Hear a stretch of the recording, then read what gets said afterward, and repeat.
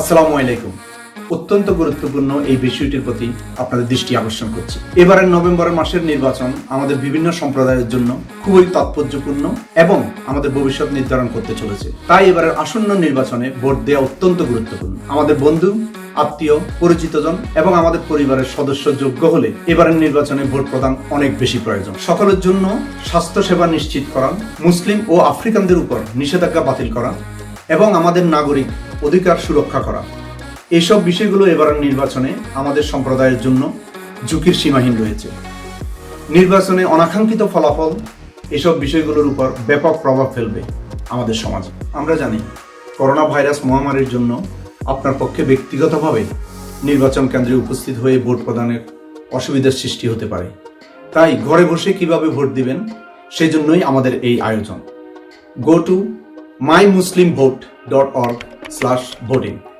এখানে গিয়ে আপনি আর্লি ভোটের জন্য রিকোয়েস্ট করতে পারেন এবং এখানে লগ ইন করে এই পেজের শেষের দিকে যখন যাবেন আপনি মেইল ব্যালট এর জন্য অনুরোধ করতে পারেন। ভোট খুব ইম্পর্টেন্ট। এবারের ভোট আপনি যে কোনো ভাবে আর্লি ভোট দিন বা আপনি ঘরে বসে ডাকযোগে মেইলে আপনার ভোট নিশ্চিত করতে পারেন।